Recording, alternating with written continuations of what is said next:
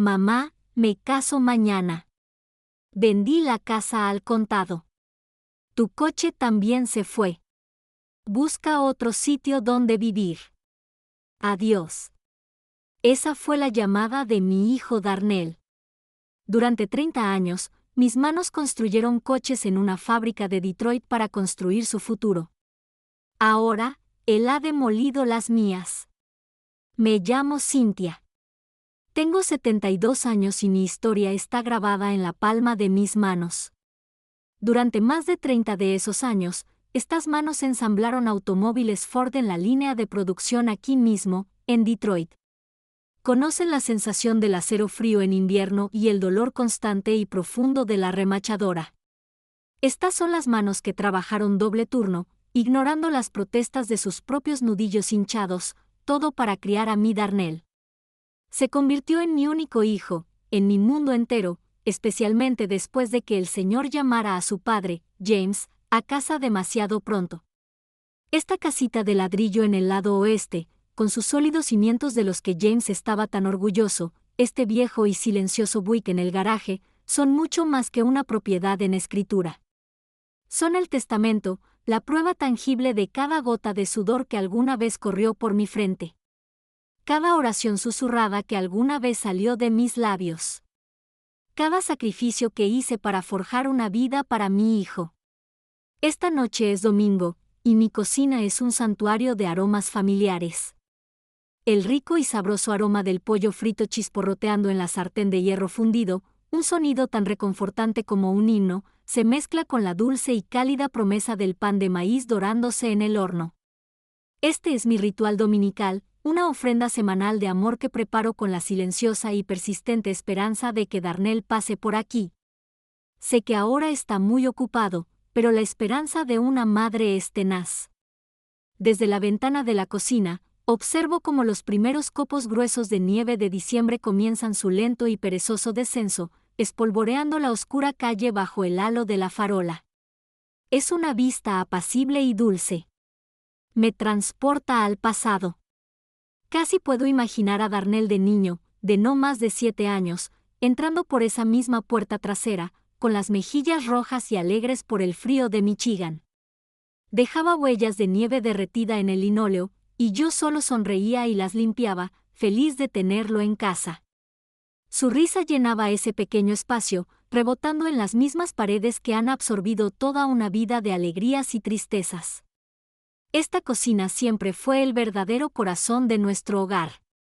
Era donde besaba sus rodillas raspadas, donde escuchaba con atención sus sueños de la infancia, y donde el simple y sagrado acto de compartir una comida se sentía como el ancla más poderosa del universo.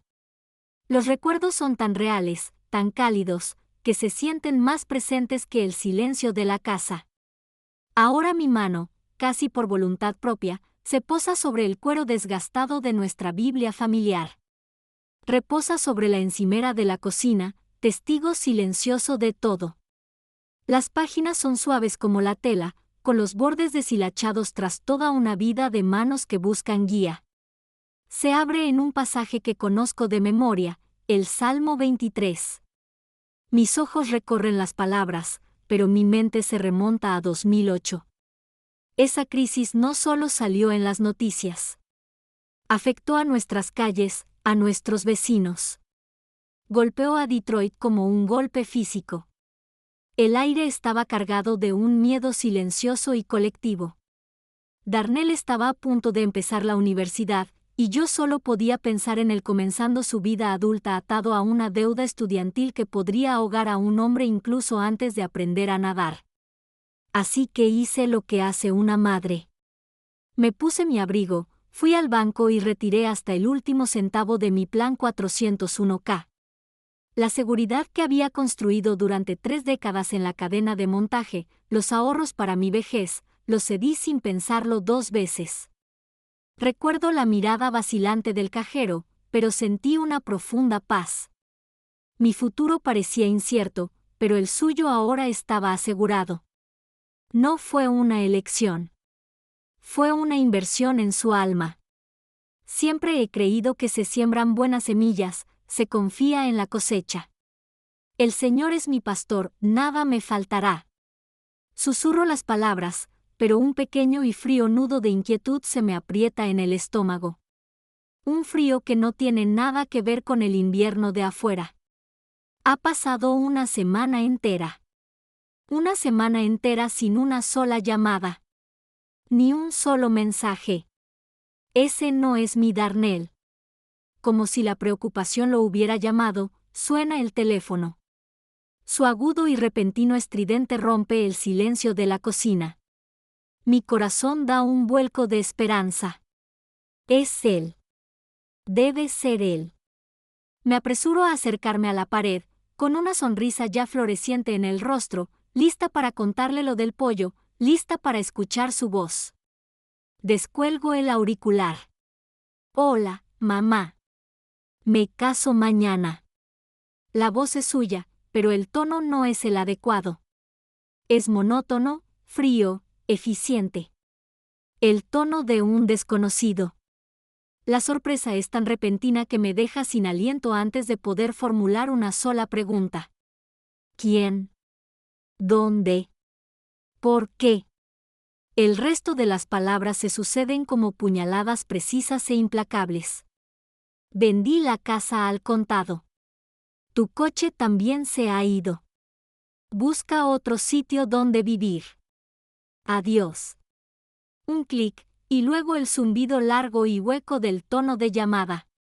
Un sonido vacío que llena la habitación, me llena la cabeza, prolongándose hasta una eternidad de incredulidad. Ni siquiera me llamó mamá, el nombre que ha usado desde que aprendió a hablar. Solo mamá. Una palabra de transacción. Me quedé paralizada junto al mostrador, con la mano aún agarrando el auricular antes de que se me entumezca. No lo siento resbalarse de los dedos, pero lo oigo. Oigo el fuerte y desagradable ruido al golpear el suelo de linóleo. El sonido de algo esencial rompiéndose. El rico y reconfortante aroma de mi comida se vuelve nauseabundo, una presencia densa y empalagosa en el aire. Afuera, la nieve ya no es suave. Ahora es una ventisca, que cae rápida y pesadamente, borrando furiosamente el mundo que conocía. Mi paz, mi hogar, mi vida, todo destrozado. El pan de maíz dorado horneado para él reposa sobre la estufa. Una burla perfecta, cálida y silenciosa de un amor que acaba de ser condenado y desechado. Estoy completamente sola, parada en una casa que ya no es mía. No sé cuánto tiempo estuve allí de pie después de que se cortara la línea. El pan de maíz en la encimera había pasado de tibio a frío. Afuera, la nieve se había espesado hasta convertirse en una nevada casi total. Esa noche no pude dormir.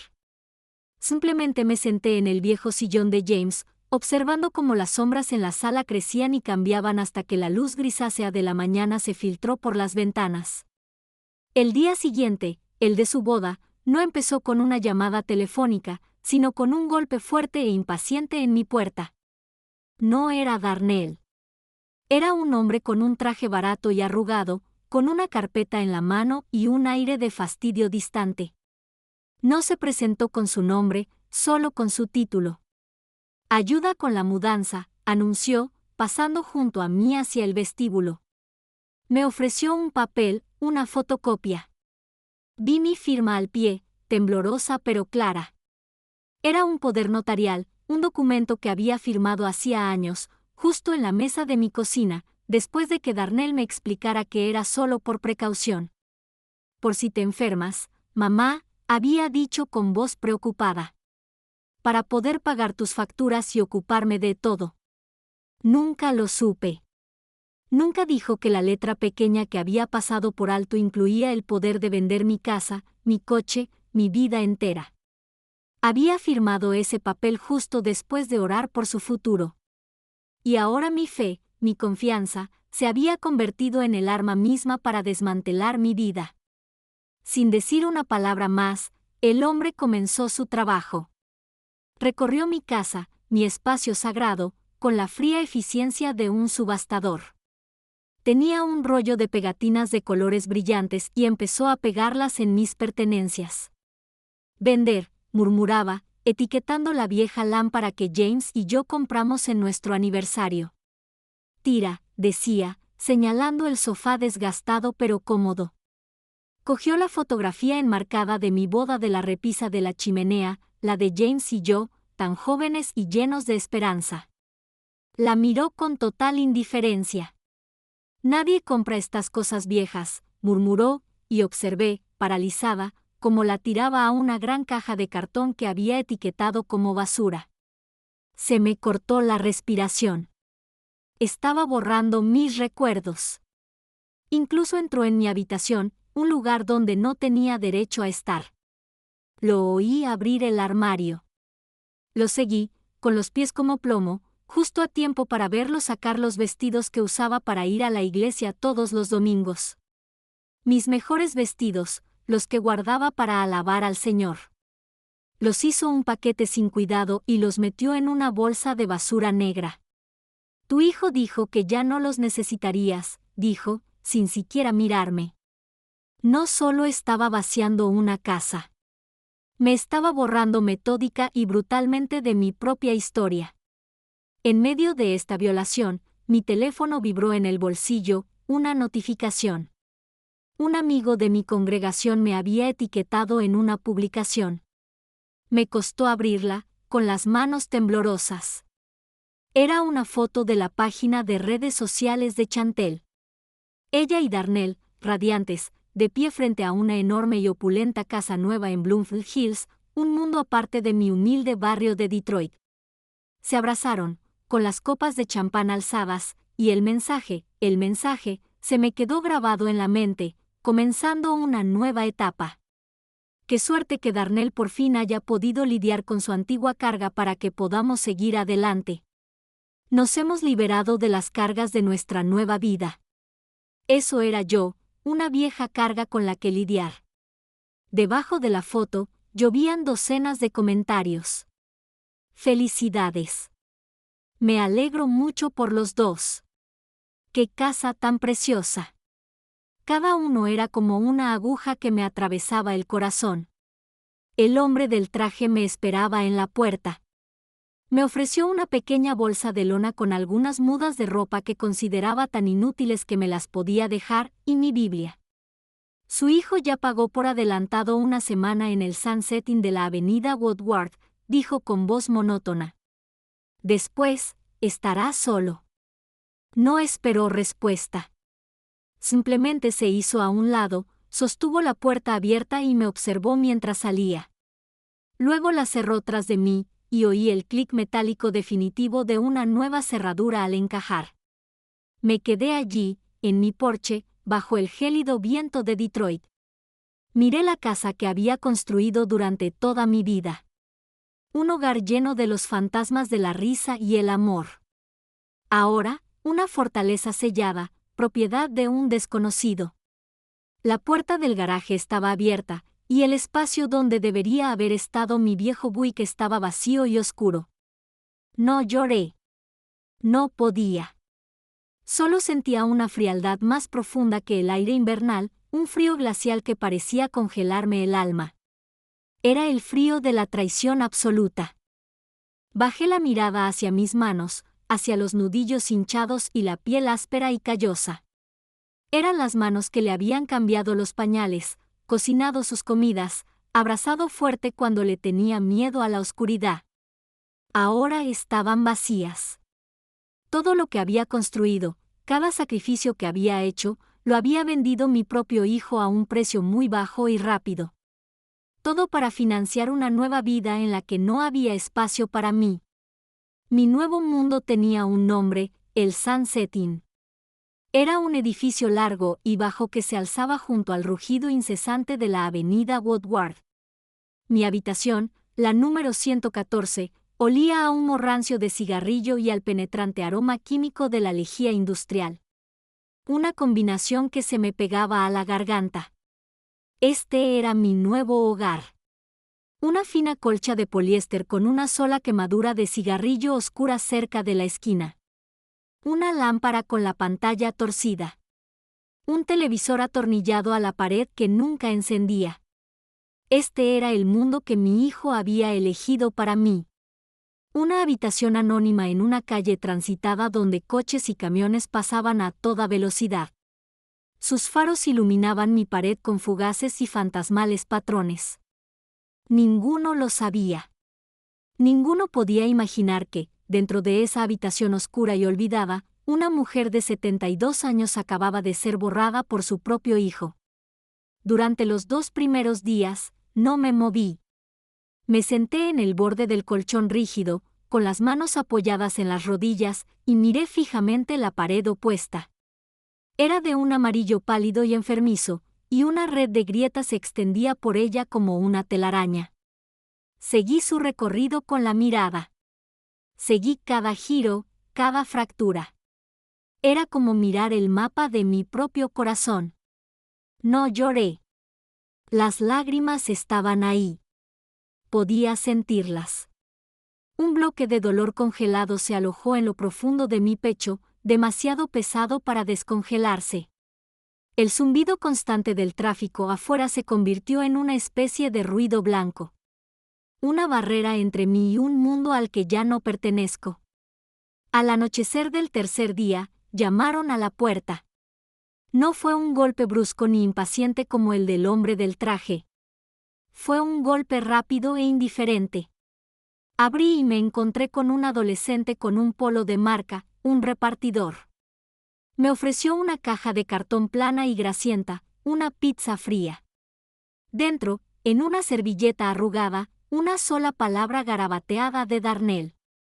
¿Era esta su idea de cariño? ¿Su gesto de preocupación? ¿Una pizza fría y barata? La única comida que él conocía me daba un dolor de estómago terrible. Una oleada de algo más frío que el dolor me invadió. Esto no era preocupación. Era un mensaje. Era un recordatorio de que él aún tenía el control, de que podía dictar mi vida hasta la comida que debía comer. Fue un acto de profundo desprecio. Deslicé la caja sobre la mesita rayada junto a la puerta y la empujé hasta el borde. Un hambre sofocante me roía el estómago, pero la humillación era mucho mayor. No me tragaría su compasión. No me tragaría su desdén. Más tarde esa noche, sonó el teléfono junto a la cama. Lo miré fijamente, el sonido discordaba en el denso silencio. Por alguna razón que nunca entenderé, lo contesté. ¿Conseguiste la pizza?, preguntó. No había calidez en su voz, solo impaciencia. ¿Está bien por allá? Mira, no nos molestes más por un rato, ¿de acuerdo? Santel y yo nos estamos preparando para nuestra luna de miel. No dije nada. No podía articular palabra. Mi silencio se extendió por toda la línea, denso y absoluto. Y entonces oí de fondo, débil pero clara, la risita aguda de Santel. Pregúntale a tu mamá si necesita una manta extra, dijo, con la voz desbordando una fingida dulzura. Hace mucho frío en Michigan. Su risa, esa risita disimulada, me taladró el oído como la herramienta de un dentista tocando una fibra sensible. Era el sonido de la crueldad pura y sin adulterar. Era el sonido de su celebración sobre las ruinas de mi vida. No colgué el teléfono de golpe. Simplemente, con cuidado, lo dejé en su sitio. Y en ese instante, la última brizna de esperanza que pudiera haber estado escondida en lo más profundo de mi alma finalmente se extinguió. Se convirtió en cenizas. Me levanté y entré al baño pequeño y oscuro. Miré mi reflejo en el espejo deslustrado y manchado de agua. Una desconocida me devolvió la mirada. Una mujer con los ojos hundidos y una piel grisácea y fina como el papel. No la reconocí. ¿Dónde estaba Cynthia? Cynthia, la trabajadora de la cadena de montaje de Ford. Cynthia, la madre orgullosa. Cynthia, la esposa de James. Todas esas mujeres se habían ido. Solo quedaba esta sombra, este fantasma, una mujer sin hogar encerrada en una habitación de motel barata. Había dedicado toda mi vida a construir una identidad, un legado de trabajo duro y amor. Y en menos de 3 días, Darnell me lo arrebató todo. No solo me quitó mi casa, sino que me quitó a mí. Regresé a la habitación y tomé mi Biblia de la mesita de noche. La apreté contra mi pecho, la familiar sensación de su cuero desgastado y suave, un ancla final y desesperada. Recordé a James escribiendo nuestros nombres en la contraportada el día de nuestra boda. Pasé el pulgar sobre su tinta descolorida. Abrí las páginas, buscando las palabras de consuelo que me habían sostenido durante toda una vida de dificultades. Pero esta noche, las promesas de los Salmos, el consuelo de Isaías, eran solo letras negras en una página delgada. Se sentían vacías, huecas. Sentía como si incluso Dios mismo me hubiera dado la espalda.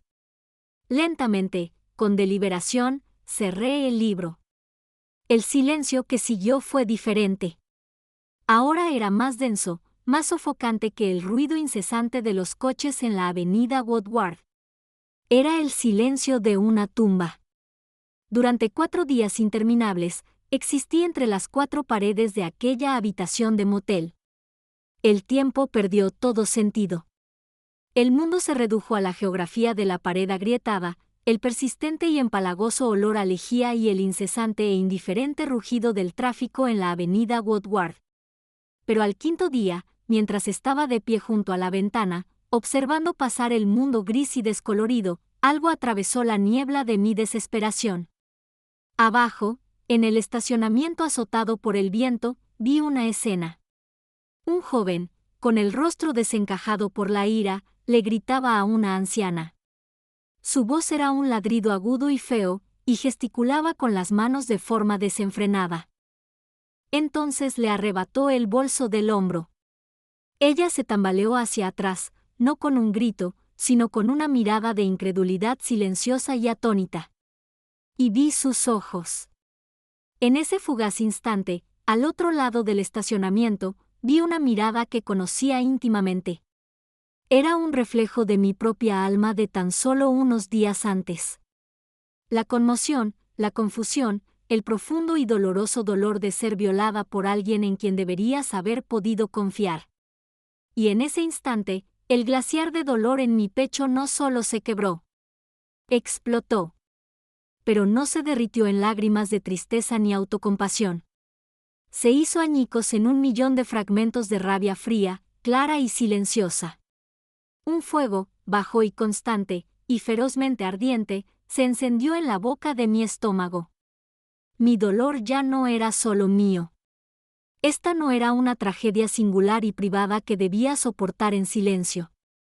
Era un soldado en una guerra que ni siquiera sabía que existía. Una guerra que se libraba en hogares tranquilos y oficinas estériles por todo el país. Y yo había sido una baja, herido en el campo de batalla, esperando a desvanecerme. Pero ya no. Ver el dolor de aquella mujer me dio un propósito. A la mañana siguiente, me puse el único abrigo que tenía, un abrigo fino de lana que no me protegía del crudo invierno de Detroit. Salí del Sunset Inn, pero esta vez no sentí el viento que me azotaba las mejillas. Mi nuevo propósito era su propia calidez, su propia armadura. Caminé las 12 manzanas hasta la Biblioteca Pública de Detroit, su imponente y antigua fachada de piedra, símbolo de serena dignidad y resistencia. En cuanto crucé las pesadas puertas de madera, la calidez y el silencio reverente del espacio me envolvieron. Este lugar siempre había sido un refugio, un santuario de paz. Pero hoy, no estaba allí para perderme en una novela. Estaba allí para encontrar armas. Encontré un asiento vacío en una terminal de ordenador pública, en un rincón tranquilo. Me senté, el plástico desgastado de la silla se sentía fresco contra mi cuerpo cansado. Durante un largo instante, me quedé mirando la pantalla brillante, el teclado con sus letras descoloridas. Mis manos, las mismas que habían construido coches con tanta precisión firme y segura durante 30 años, temblaban al colocarlas sobre las teclas. Respiré hondo y despacio, calmando el temblor. Y entonces empecé a escribir. Al principio, las palabras me resultaron extrañas, torpes y pesadas. Abuso financiero a personas mayores en Michigan. Presioné Intro. Luego, fraude de poder notarial. Otra búsqueda. Asistencia legal para personas mayores en Detroit. Las horas se fundieron en un único punto de luz. El mundo exterior a la biblioteca, el tráfico, la nieve, mi hambre, todo desapareció. Mi universo se convirtió en la pantalla brillante. Hice clic y leí. Leí página tras página, artículo tras artículo, estatutos legales e historias personales. Leí relatos desgarradores de personas como yo. Personas cuya confianza había sido explotada metódicamente, cuyos ahorros de toda la vida habían sido vaciados, cuyas casas habían sido vendidas sin más. Y con cada historia, caía en la cuenta de algo poderoso y electrizante, no estaba solo. Había leyes. Había estatutos y protecciones específicas diseñadas para este tipo de traición. Lo que Darnell había hecho no solo era inmoral. No era solo un pecado contra su madre y la memoria de su padre. Era muy posible que fuera ilegal. Una chispa de esperanza se encendió en mi interior. No era la cálida y tierna esperanza de amor y reconciliación por la que alguna vez había rezado. Era una esperanza completamente distinta. Era una esperanza fría, dura y férrea, forjada en el fuego de la injusticia. Era la esperanza de un ajuste de cuentas. Supe entonces que tenía que recordarlo todo, documentarlo todo. No tenía libreta ni bolígrafo. Así que fui a recepción, con un poco de vergüenza, pedí unas servilletas de papel de repuesto. Regresé a mi asiento y, usando el reverso en blanco de una vieja factura de servicios públicos de mi billetera y las servilletas frágiles del dispensador, comencé a escribir. Armé mi expediente. Anoté la fecha y la hora exacta de la llamada de Darnell. Anoté sus crueles y casuales palabras, dejándolas grabadas en el papel. Encontré de nuevo la publicación de Santel en redes sociales y transcribí su descripción palabra por palabra, etiqueta por etiqueta. Escribí una descripción precisa del hombre del traje arrugado. Cada detalle, cada mentira, cada humillación calculada. Estos frágiles trozos de papel se convirtieron en mi libro de cuentas, mi testimonio. Mi memoria ya no era una prisión de dolor. Ahora era una acusación. Esa noche, al regresar al frío silencio de la habitación 114, tomé mi Biblia de la mesita de noche. Esta vez no la abrí buscando consuelo. Buscaba fuerzas, una señal. Mis dedos hojearon las delgadas y familiares páginas, y mis ojos se posaron en un versículo del libro de Proverbios: abre tu boca por el mudo en la causa de todos los destinados a la destrucción. Lo leí una vez, y luego otra. Mi dedo trazó la línea de tinta. Abre la boca. Por la causa de todos los que están destinados a la destrucción. Esto ya no era una súplica de consuelo. No era una promesa de paz. Era una orden directa, un llamado a la acción. En esa habitación silenciosa y estéril, comprendí con perfecta claridad. Dios no me había dado la espalda. Había estado esperando que me concentrara en la lucha. Me estaba mostrando el camino a seguir. La biblioteca se convirtió en mi santuario y mi centro de operaciones. Todos los días hacía el frío camino desde el motel, con mi expediente improvisado de servilletas y recibos bien guardado en el bolsillo del abrigo. Y cada día me fijaba en una de las bibliotecarias. Era una joven, de unos 20 y tantos años, y su etiqueta decía Maya. Tenía una mirada amable e inteligente y un porte tranquilo y sereno. La observé desde mi asiento frente a la computadora, mi nuevo puesto diario. Vi cómo trataba a quienes acudían a esta biblioteca en busca de refugio, a los ancianos que tenían dificultades con las computadoras, a los hombres sin hogar que entraban solo para escapar del frío unas horas.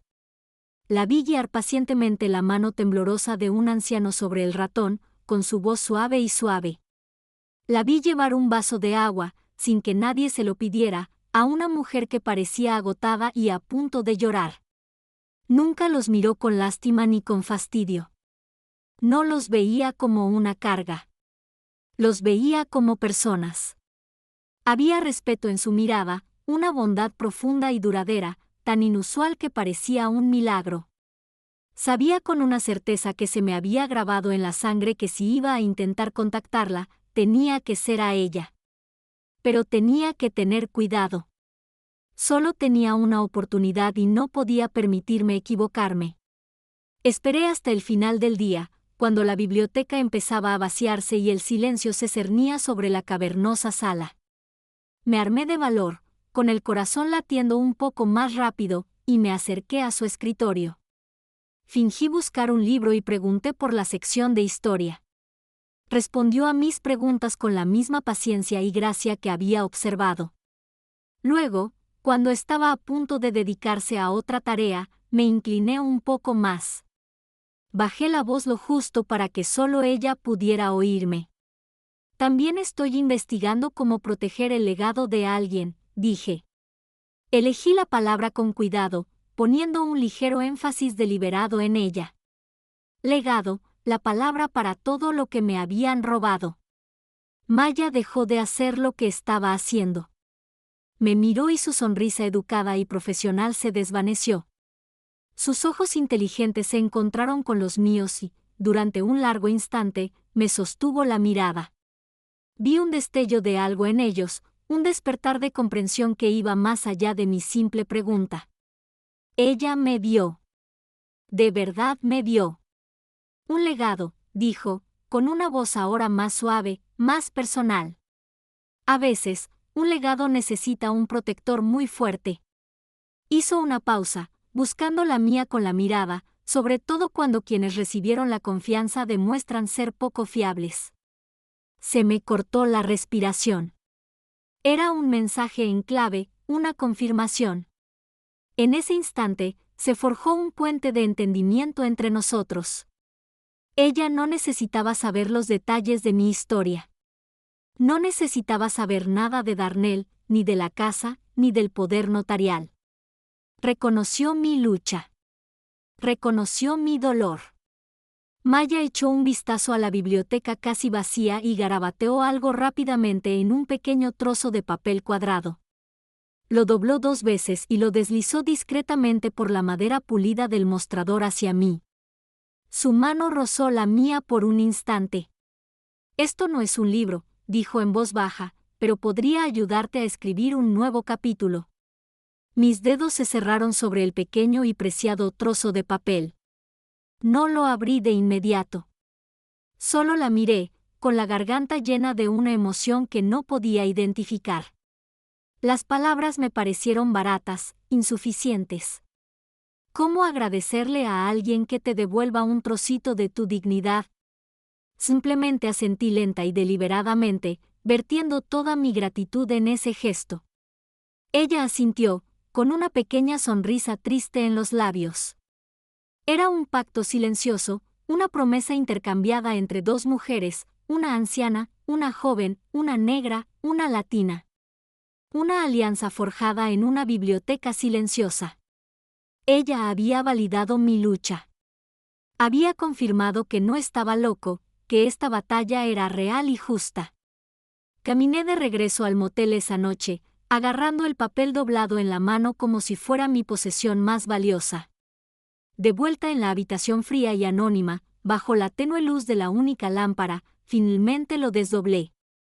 No era un número de teléfono. Era una dirección. Clínica de Servicios Legales para Personas Mayores del Condado de Wayne, decía. Y debajo, miércoles, 10 de la mañana, pregunta por Aliyah. Eso era todo. Esa era mi clave. Un lugar, un tiempo, un nombre, una esperanza tangible y concreta. Esa noche, por primera vez en lo que parecía una vida entera, no me sentí completamente solo en esa habitación. El constante rugido del tráfico ya no sonaba como una amenaza, sino como el sonido de un mundo que seguía girando. Un mundo donde aún se podía ganar la batalla. Sostuve ese pequeño trozo de papel en mi mano, sintiendo su peso, su promesa. Una promesa de que no tendría que librar esta guerra solo. No dormí mucho, pero ya no era el cansancio inquieto y vacío de la desesperación. Era la quietud serena y concentrada de un soldado en vísperas de la batalla más importante de su vida. Mañana iría a ver a Aliyah. Mañana empezaría a escribir mi nombre de nuevo en las páginas de mi vida. El miércoles por la mañana, apretaba el papel doblado de malla en el bolsillo de mi abrigo como si fuera un pájaro precioso y frágil. Cada una de las 20 cuadras que caminaba desde el motel hasta la dirección parecía una milla. El ruido de la ciudad era un rugido sordo a mi alrededor, pero dentro de mi mente había un espacio tranquilo y concentrado. La clínica de servicios jurídicos para personas mayores se encontraba en un edificio viejo y de aspecto descuidado, de esos con una larga historia grabada en sus ladrillos.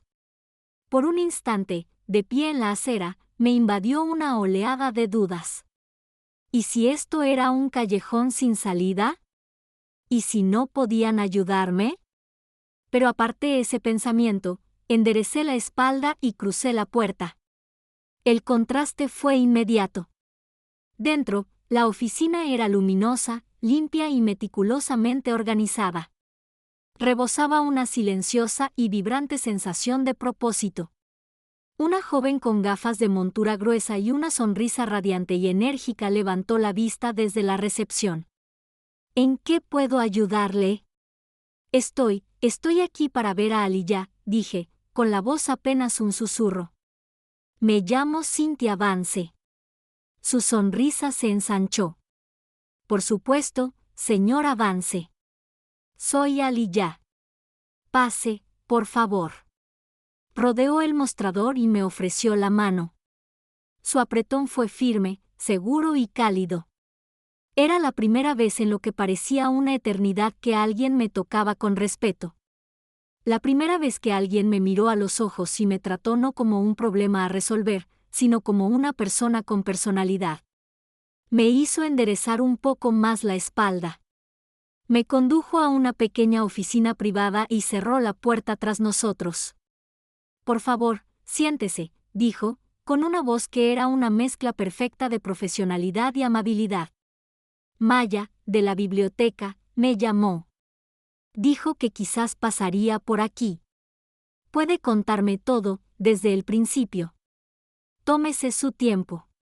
Respiré hondo, el aire estéril de la oficina me parecía el oxígeno más puro.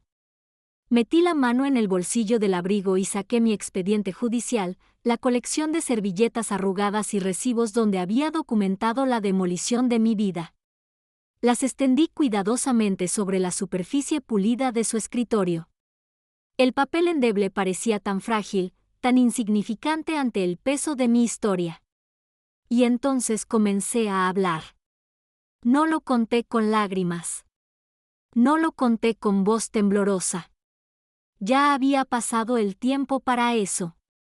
Presenté mi caso con la claridad fría y dura de un testigo que da su informe en la escena de un crimen. Le di la fecha y hora exactas de la llamada. Repetí las palabras de Darnell textualmente, cada sílaba como una piedra pequeña y afilada en mi boca. Le entregué la copia impresa que Maya me había ayudado a hacer de la publicación de Chantel en redes sociales. La foto de ellos sonriendo, el pie de foto con la palabra carga resaltada en amarillo, como si fuera una prueba clave, que lo era. Aliyah escuchó. No interrumpió. No ofreció trivialidades vacías. Su bolígrafo se movía veloz y silenciosamente sobre un bloc amarillo, y su expresión se volvía más concentrada, más intensa con cada detalle que le daba. Ella asimilaba mi historia, no solo la escuchaba. Respetaba mi dolor al tratarlo como un conjunto de hechos, una base sobre la que construir un caso. Cuando finalmente terminé, un silencio profundo y pesado se apoderó de la habitación. Aliyah dejó el bolígrafo. Levantó la vista de sus notas, su mirada penetrante y clara tras las gafas. Señora Vance, dijo, con una voz de acero templado. Lo que hicieron su hijo y su prometida no solo es cruel. Tiene todas las características de la explotación financiera y el control coercitivo de las personas mayores. El poder notarial es el arma que usaron, pero también puede ser nuestra vía de entrada. Se puede impugnar en los tribunales si podemos demostrar que lo firmó bajo lo que la ley llama influencia indebida o que no estaba al tanto de su alcance total y devastador. Empezó a trazar el camino a seguir, un mapa a través del desierto en el que me había perdido. Habló con claridad y sencillez, lo entendí. Explicó que había enviado una carta de cese y desistimiento, una declaración formal de guerra. Habló de presentar una demanda civil para reclamar mis bienes. Mencionó la posibilidad de denunciar el asunto a los servicios de protección de adultos e incluso a la fiscalía. Ya no era solo una vaga esperanza. Era una estrategia, un plan de ataque. Estaban preparando el tablero de ajedrez y, por primera vez, me sentí como un jugador, no solo un peón sacrificado. Lo primero que tenemos que hacer, continuó Aliyah, completamente concentrada, es crear una declaración jurada detallada de cada sacrificio financiero significativo que hayas hecho por Darnell. Necesitamos documentarlo todo, especialmente ese plan 401K que retiraste para su matrícula universitaria. Ella explicó, no se trataba solo del dinero en sí. Se trataba de establecer un patrón claro e innegable de mi sacrificio de toda la vida y su dependencia. Crearía una importante obligación moral y potencialmente financiera por su parte, la cual había violado tan flagrantemente. Asentí lentamente. Los números, las fechas, el recuerdo de aquel día en el banco, todo estaba grabado en mi mente. Podría proporcionar cada detalle. En esa pequeña y silenciosa oficina, sentí cómo cambiaba. Ya no era una anciana indefensa, a la deriva en un mar de dolor. Era una clienta, una compañera en mi propia lucha por la justicia. Recuperé mi voz, no para llorar, sino para hacer preguntas, para pensar estratégicamente. ¿Y el coche? Pregunté, sorprendiéndome con la firmeza de mi voz. Mi viejo Buick. El título está a mi nombre y solo a mi nombre. Soy el único propietario registrado. Una sonrisa lenta y fría se extendió por los labios de Aliyah. No era una sonrisa de calidez, sino de estrategia. Era la sonrisa de un cazador que acaba de ver a su presa caer descuidadamente en una trampa bien tendida. Eso, dijo, dando golpecitos con el bolígrafo en el bloc de notas con un clic seco y satisfactorio, es un excelente argumento, señora Vance. Es una ventaja muy significativa para nuestro caso. Vender un bien que no te pertenece legalmente no es una disputa familiar complicada. Es robo, puro y simple. Una descarga de adrenalina pura y fría me recorrió el cuerpo. Darnell y Chantel, en su arrogancia y codicia, se habían vuelto descuidados. Creían que estaban tratando con una anciana confundida y débil que simplemente se desvanecería. Habían cometido errores, y yo, con Aliyah ahora a mi lado, usaría cada uno de ellos para desmantelarlos, pieza por pieza, hasta que no quedara nada más que la cruda y brutal verdad. Una semana después, volví a la oficina de Aliyah. Había estado revisando meticulosamente la caja de papeles viejos que había rescatado de mi casa, principalmente facturas y recuerdos. Mientras revisaba una pila de documentos laborales de mi difunto esposo, sus ojos se iluminaron de repente. «Mira esto», dijo, sacando un folleto delgado y doblado. Era una póliza de seguro de vida, una pequeña, contratada a través del Sindicato de Trabajadores Automotrices de James hacía décadas. No era una gran cantidad. El beneficio era de solo 20,000 pesos. Y, francamente, en el caos de la vida y la pérdida, lo había olvidado por completo. Era un fantasma de un pasado que creía enterrado hacía tiempo. Aliyah lo dejó sobre el escritorio, entre nosotras, con una expresión pensativa en el rostro. Aquí está, señor Avance, dijo con una nueva y aguda energía en la voz. Este es nuestro cebo, explicó su razonamiento. La cantidad era perfecta. Era lo suficientemente pequeña como para creer que la habría pasado por alto, que era un tesoro encontrado, pero lo suficientemente grande como para despertar la codicia que, estaba segura, dormía bajo la pulida superficie de Darnell. El plan era simple, elegante y absolutamente despiadado. Necesitamos grabarlo, explicó Aliyah, y que declare su intención de quedarse con este dinero. El plan requería que hiciera algo que detestaba. Requería que me convirtiera en actriz.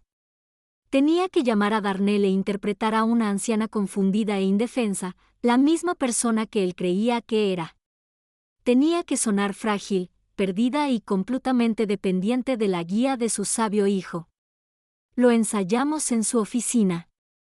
Practiqué dejar que mi voz temblara, añadiendo un toque de confusión, de resignación cansada. Odié cada segundo. Sentí que traicionaba a la mujer fuerte que sabía que era, la mujer que se había enfrentado a capataces en la fábrica y había criado a un hijo sola. Pero también sabía que era una actuación necesaria. Para atrapar una serpiente, a veces hay que fingir ser un ratón. Mi ira se convirtió en mi combustible, permitiéndome reprimir el asco y concentrarme en el papel que debía desempeñar. Al día siguiente, me senté en una silla en la oficina de Aliyah, con una grabadora conectada legalmente a la línea telefónica. Aliyah se sentó frente a mí y, cuando estuvo lista, asintió con firmeza. Mi corazón latía con fuerza, un tamborileo pesado y rítmico contra mis costillas. Respiré hondo y marqué el número que ahora usaba. Sonó 3 veces antes de que contestara. Hola. Su voz sonaba entrecortada, molesta. Dejé que un ligero temblor se apoderara de mi voz. Darnell, cariño, soy mamá. ¿Qué pasa? Suspiró, con evidente impaciencia. Te dije que estábamos ocupados. Lo sé, cariño. Y siento mucho molestarte, dije con la voz entrecortada. Es que estaba revisando unos papeles viejos de tu padre y encontré algo. Una póliza de seguro, creo. No entiendo de estas cosas, cariño. Esperaba, ¿podrías ayudar a tu vieja madre a averiguarlo? Creo que podría haber algo de dinero. Hubo una pausa al otro lado de la línea, un silencio denso y pesado. Fueron solo unos segundos, pero en ese silencio, casi pude oír cómo se ponía en marcha su codicia.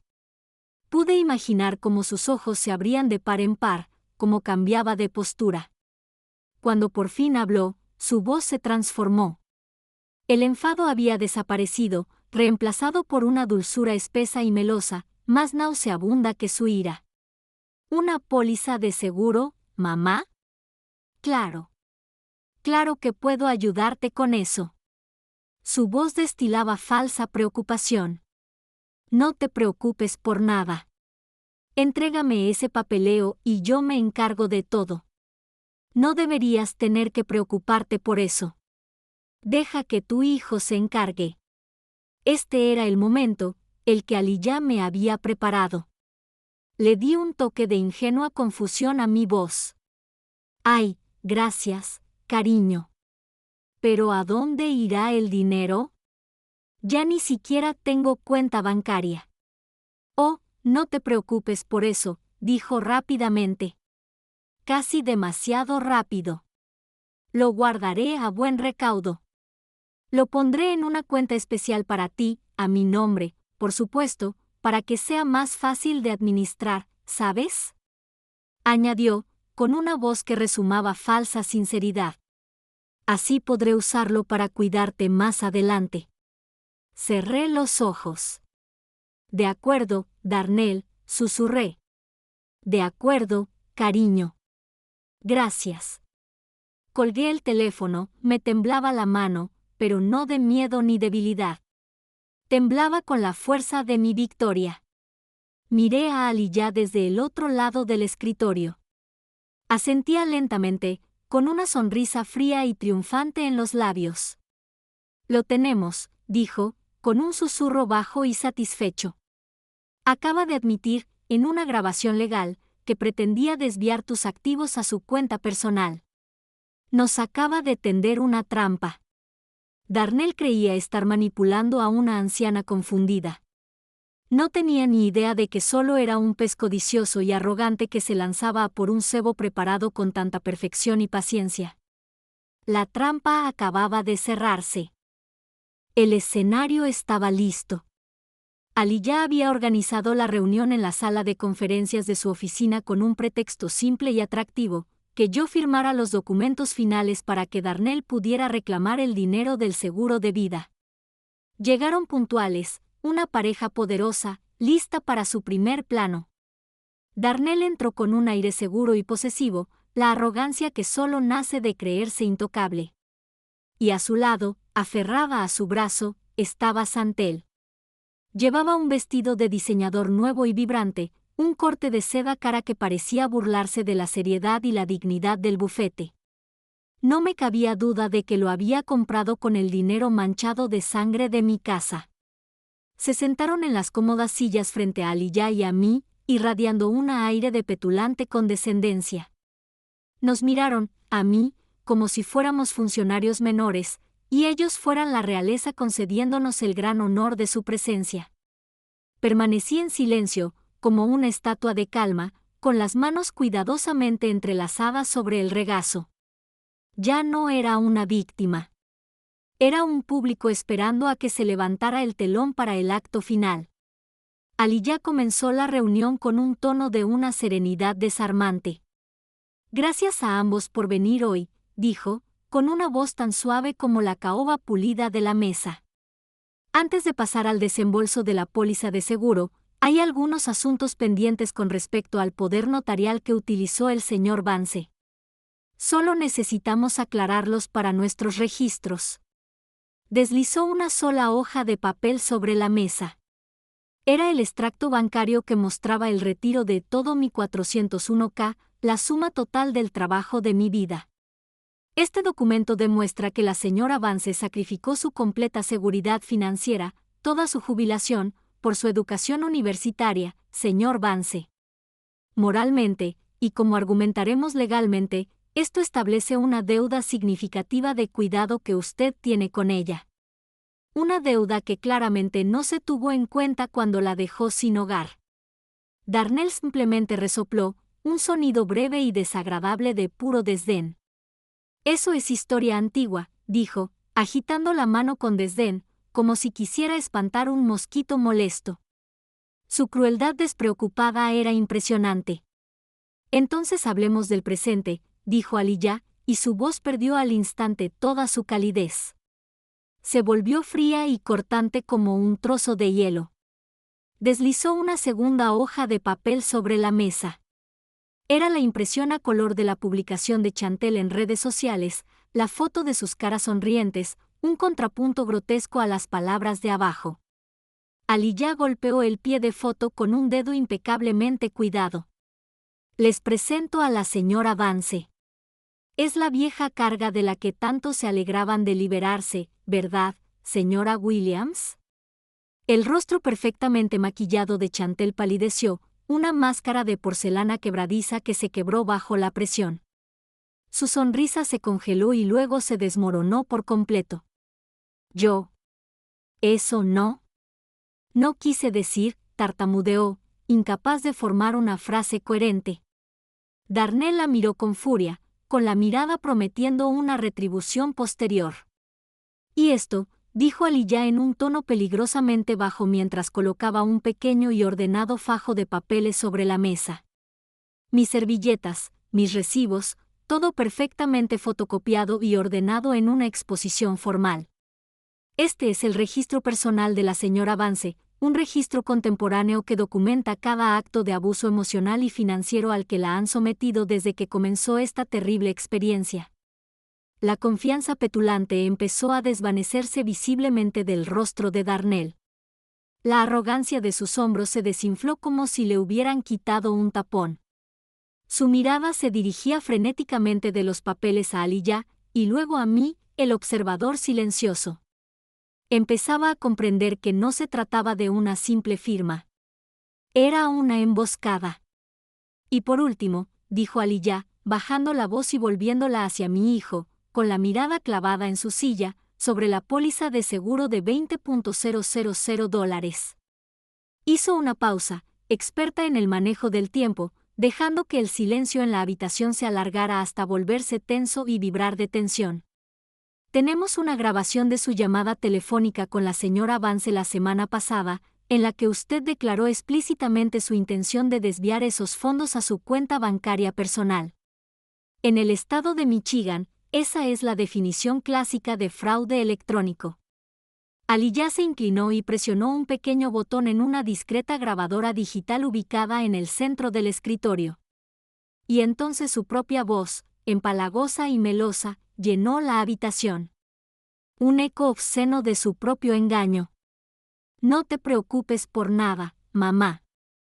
Lo guardaré todo a buen recaudo. A mi nombre, claro, para que sea más fácil de gestionar. El efecto fue instantáneo.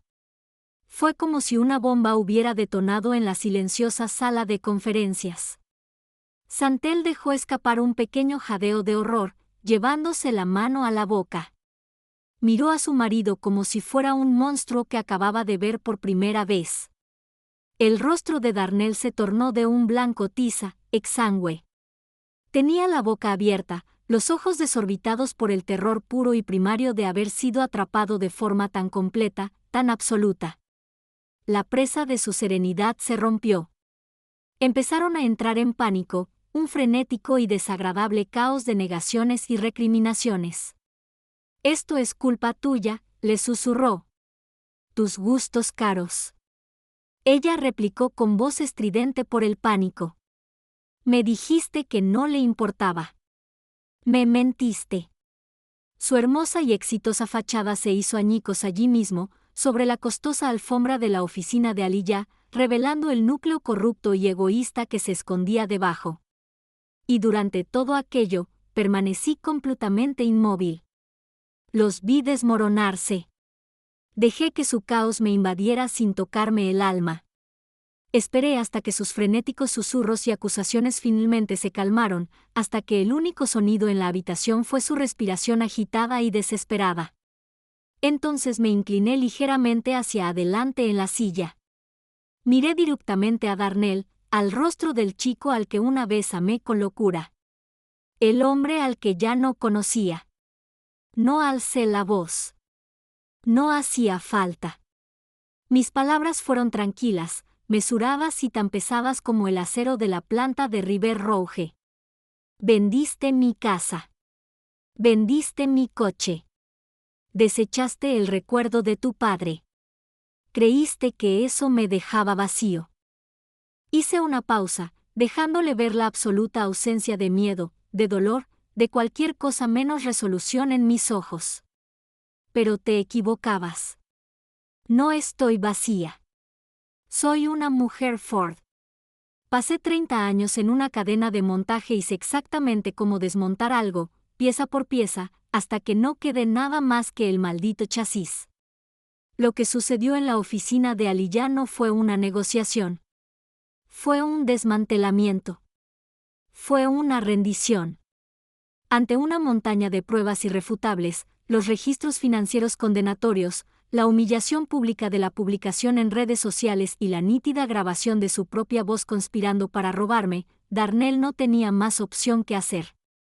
La amenaza de un proceso penal por fraude y robo, una perspectiva que destrozaría su imagen cuidadosamente construida y podría llevarlo a prisión, flotaba pesada y silenciosamente en el aire. Aliyah, tranquila y resuelta, expuso los términos del acuerdo. No eran sugerencias. Eran órdenes impartidas con la fuerza inexpugnable de la ley. Para evitar una demanda pública y ruinosa y una investigación criminal, Darnell tuvo que deshacer lo que había hecho. Fue un ejercicio de borrado sistemático.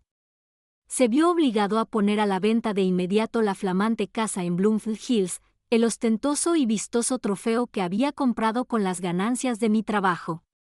Los fondos de esa venta se depositarían en una cuenta de depósito en garantía desde la cual se me reembolsaría el valor total, tasado independientemente, de mi casa y mi coche, además de una indemnización por mi sufrimiento emocional.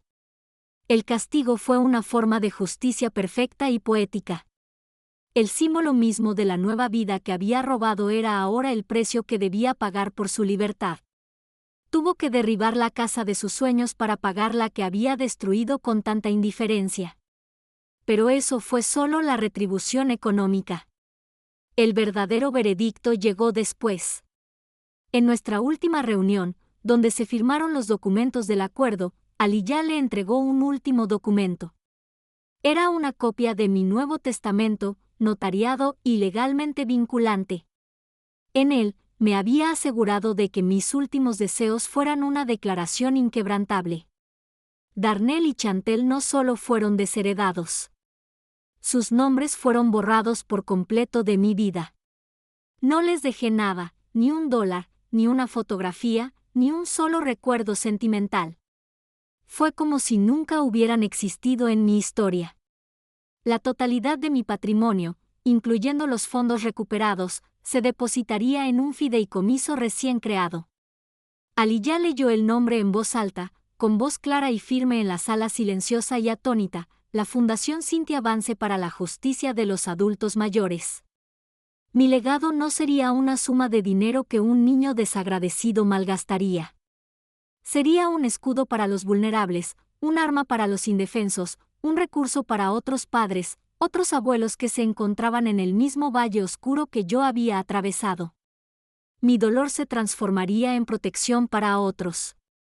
En los días siguientes, mi viejo teléfono se convirtió en una fuente constante de ruido desesperado. Eran ellos.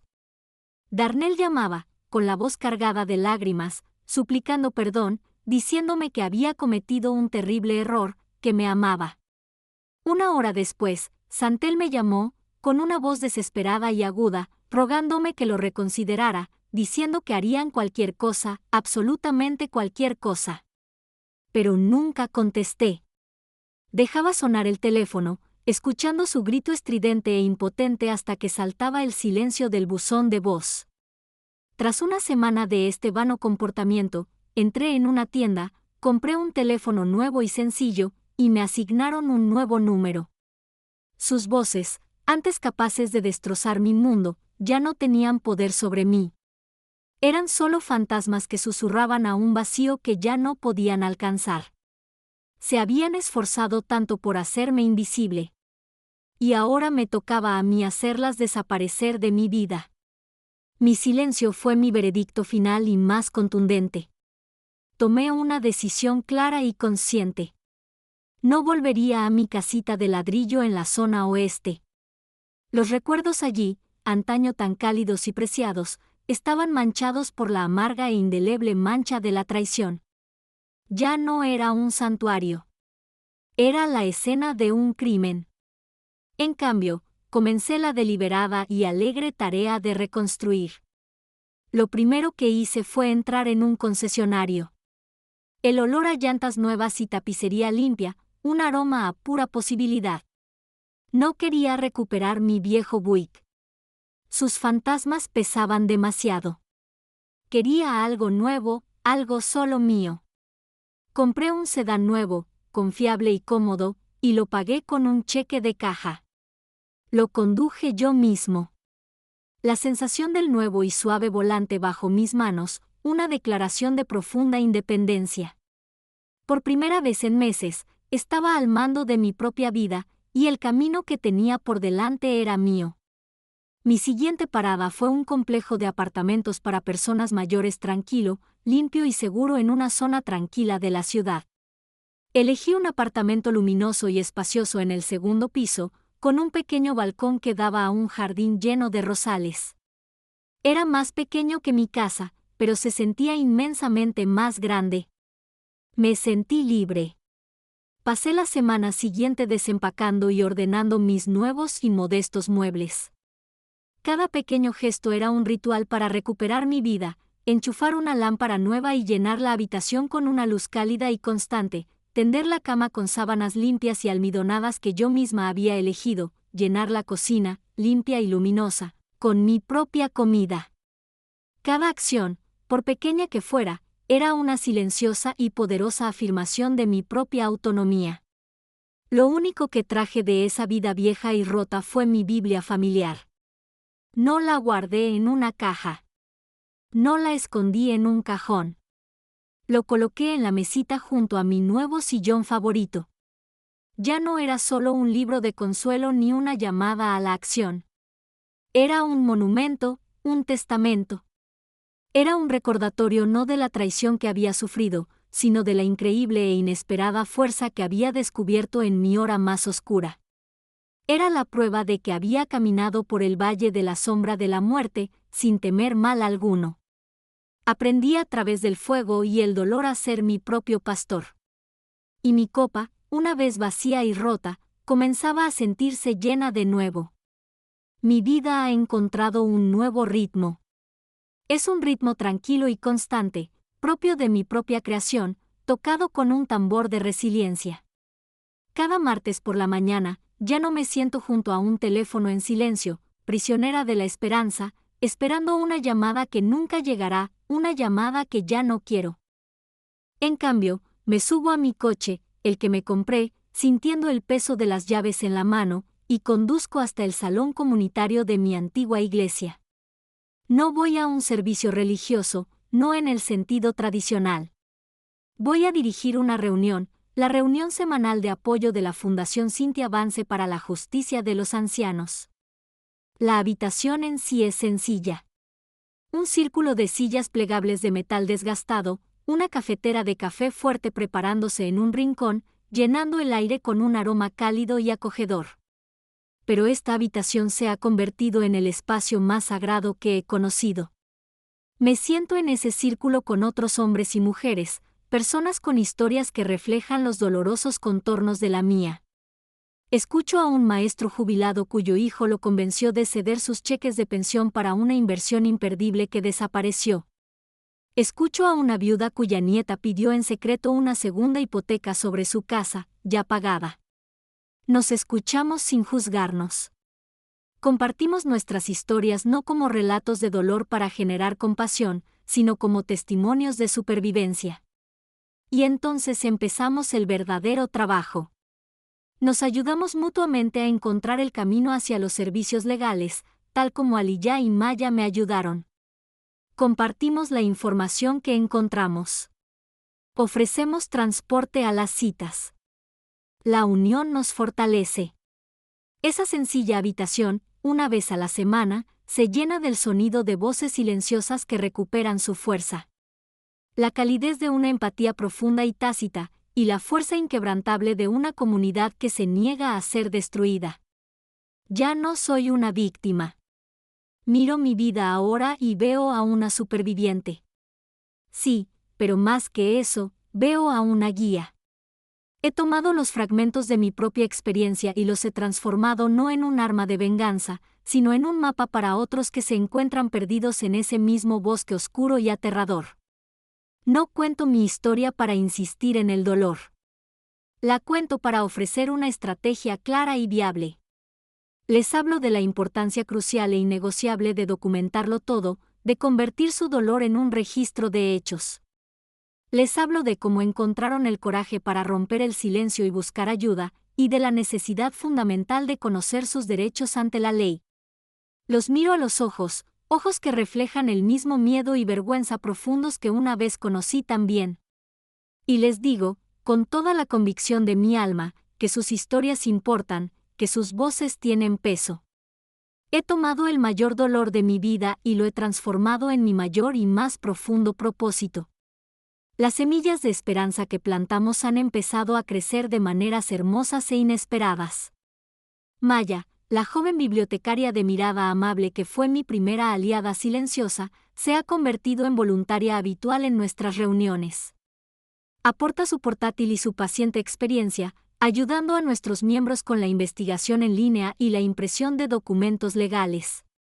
Su discreta competencia es un faro de luz para quienes se sienten perdidos en el mundo digital. Un día, vino a nuestra reunión con un periódico doblado bajo el brazo y una sonrisa de orgullo. Era el Detroit Free Press. Lo abrió por la sección Metro, y allí, en la tercera página, había un artículo sobre nuestra fundación. Había una foto mía, de pie en medio de mis nuevos amigos, mi nueva familia, y sonreía. Una sonrisa sincera y profunda que me llegaba a los ojos. Ya no era una carga en una publicación cruel en redes sociales, una nota al pie en la vida de alguien. Era un constructor de comunidad en el periódico de la ciudad. Mi legado ya no era una pequeña casa de ladrillos que podía vender sin que yo me lo pidiera. Ahora era un cimiento de esperanza que jamás podría ser arrebatado. Después de nuestra reunión del martes pasado, una mujer que asistía por primera vez se me acercó.